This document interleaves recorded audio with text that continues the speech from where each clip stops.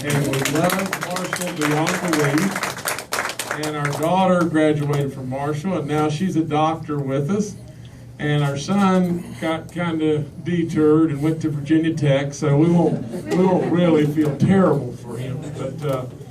But nevertheless, you know, it's just hard to fathom 40 years, isn't it? It probably seems like 700 to you. But you know, we do love Huntington, and I'll never forget graduating.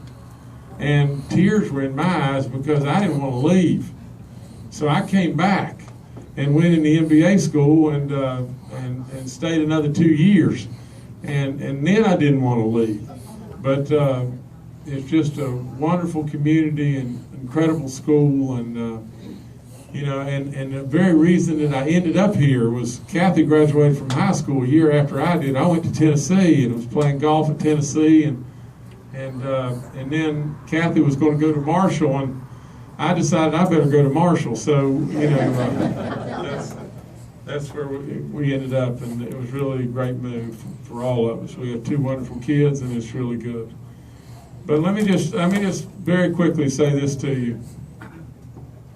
If you're Jim Justice, and you own the Greenbrier Hotel, and you've done all the things that I've done, being governor, in all honesty, is probably the last thing on earth you really need to do. There is an unreal difference between me and Bill Cole. Absolutely. Now,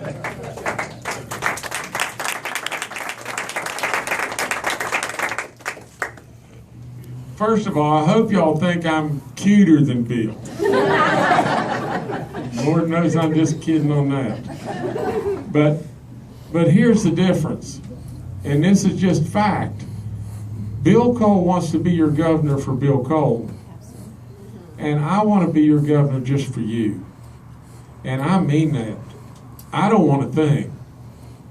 I can't stand the fact that we're 50th and everything coming or going. And I can't stand the opportunities that we have right at our fingertips, and we're letting them go. Now, I'll promise you this, that I've got a lot of experience in a lot of different things. I know a lot about tourism, I know a lot about education, I know a lot about medicine, I know a lot about agriculture, I know a lot about coal and timber and oil and gas. And believe me, B, I've made about every mistake that you can make in business and still some way stay alive. So I'll make mistakes. And when I make a mistake, I try to go back and fix it. I don't declare bankruptcy and just stiff a bunch of people and keep my own money and go on down the road. Many, many, many people just fell in every direction known to man when this coal situation happened, didn't they? They died on the vine everywhere you could die. I said, don't give up on coal. Don't give up. Now, I'm okay if you give up on coal, C-O-L-E, but I'm not okay if you give up on C-O-A-L. And right this very minute, our metallurgical coals are coming back, and are coming back really strong and really fast. And right this very minute, our thermal coals or our steam coals are getting a little better.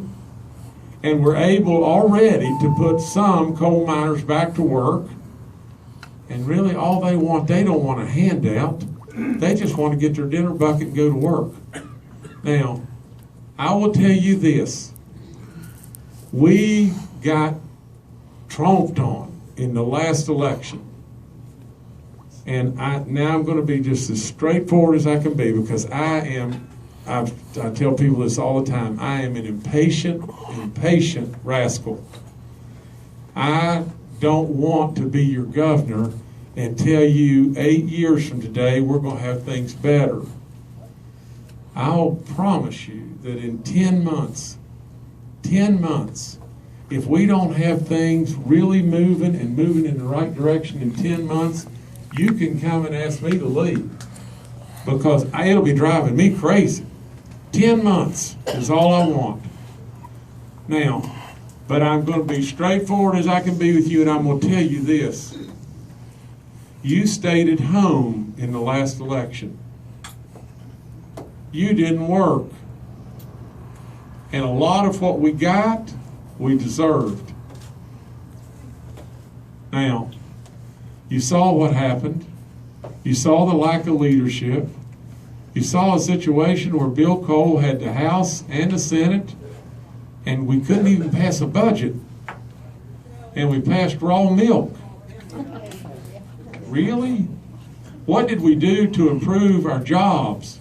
What did we do? I mean, really and truly, to improve our schools and our opportunities for our teachers and the opportunity for kids to have the right to be able to come out and be able to get a job in our state. And what did we improve from the standpoint that Aunt Edith wants to have a picnic this coming Sunday, and she can't do it because her grandkids that she wants to have at the picnic are in Atlanta and Denver and all over the country because they had to leave to go get a job. You know, what did we really do to improve the situation? And now we're going to say, uh-oh, we got a real drug problem. Well, it isn't just uh-oh. It's not just uh-oh. We've had a drug problem. To come out now and say, I'm going to fight drugs like I would fight ISIS. Well, the first thing I would say, and I don't know how you hold your head up to say such a thing, where has he been for the last 2 years? I'm going to announce a jobs program today. Where has he been? You know, that's not any good with me. Now, I'll tell you this, and then I'll shut up. You stayed at home. You've got a real opportunity right in front of you. There's not very many times, and I don't mean this egotistically, but there's not many times when somebody has got as many things as I've got to tend to that's willing to step up and say, I'm willing to just pass all that on to my children or whomever it may be, let them run all that, and I'm willing to step forward and serve. What our forefathers did a long time ago. They left their farms, they left their businesses, they served. Then they went back to the farms. It's not very often do you have somebody that wants nothing, and is willing to do that. And he's sitting here.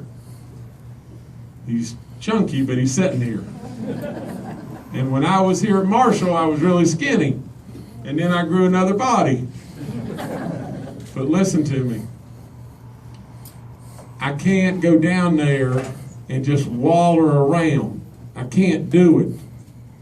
You have the opportunity to elect me, but not only that, we have the opportunity to win back the Senate, and we have a real opportunity that nobody's going to buy into at all to win back the House now.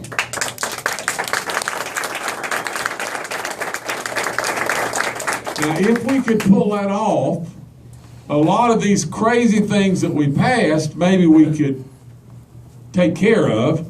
But not only that, a lot of the things that I would want to do to put us on a fast track to doing something and doing something right, we could take care of. I said this in Huntington, and I'm not going to not say it here. I said this in Huntington at a fundraiser a week ago or so.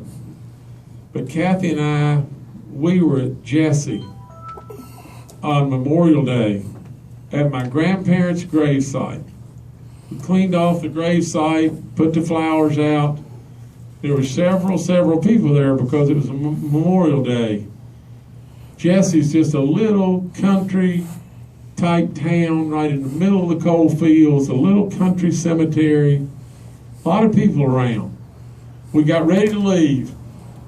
We're driving across this little bridge, mud bottom, not very pretty stream. Little bridge, guardrails on both sides, and here's this lady standing there. She's got her daughter standing right beside her. There's 8 or so fishing rods leaning up against the guardrails. In addition to that, there's a Carhartt jacket, a camouflage jacket, and a pair of reflector tape coveralls. She'd washed them. They were all up against the guardrails, clean as they could be. Here was a tackle box and a hatchet. I said, Kathy, stop. Kathy was driving. I said, this lady is selling anything, and she's selling her life away. because she didn't have anywhere to turn to. I got out. She didn't have a clue in the world who I was. I didn't tell her who I was. I gave her $100 for the tackle box and $100 for the hatchet. And I really felt like when I left, I should have given her more. She looked at me with tears running down her face and said, "Mister, you don't have any idea how bad I'm hurting. There's a lot of people in this state that are really hurting, and we got to do something about it. We got to do something about it." That's the very reason that I'm running, and that's the only reason. Now, if you want just business as usual and us to continue the way we're going, you don't need me. We need the House back. We need the Senate. And we need to get on with what we know is the right thing. And you got the opportunity with me. There'll be nobody that will fight any harder for West Virginia than I will. I've said it many, many times. A lot of people may love this state as much as me, but there's nobody that loves it more. I love you, and I mean that. God bless you. And we've got to go to work now. We don't want to just not run through the finish line. We need to cross the finish line together. Now, I'm going to leave in just a minute, and I'm going to be with that man right in the back with the white hat on. And that's my buddy. And gosh knows, he's got me in a lot of trouble from time to time. Now, he is an 18-karat character, and don't you think he's not. But he's a good man. And he loves West Virginia, and he loves Marshall. And Mayor, thank you for having me today. We're going to do something, and I'd love to do it with him. I'd love to do it together, because I think we could do greatness there too. Listen, this little lady, and I'll leave you with this little lady right out here in 12 Pole Creek, and she had her hair at the time was down below her butt, to tell you the truth. Long and straight and just as pretty as she could be. And this friend of mine, it was in February, he said, "Let's go fishing," because he knows I love the outdoors more than anybody. And I love my little bird dog Lily, and I still grouse hunt an awful lot, and I just love the outdoors.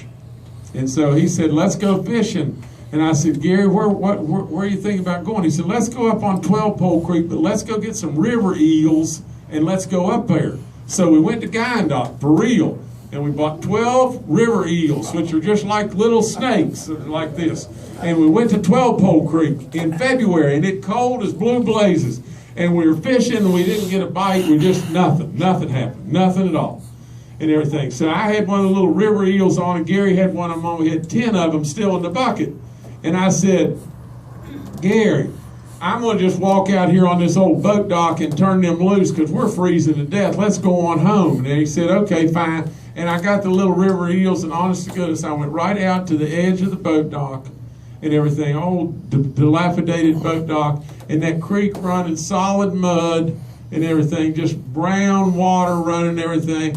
And I bent over to turn loose the little river eels. And when I did, this innocent-looking little beautiful lady shoved me right in the back in the middle of the winter. And I was going head first right in the middle of 12 Pole Creek, and I didn't know what had happened, and I threw my arm back like this, and when I did, that long, beautiful hair just happened to be there. And I had no idea what I had grabbed. And when I hit the water, when I came up, the first words with Kathy was out about 6 feet further in the water than me. She screamed, "I can't swim!"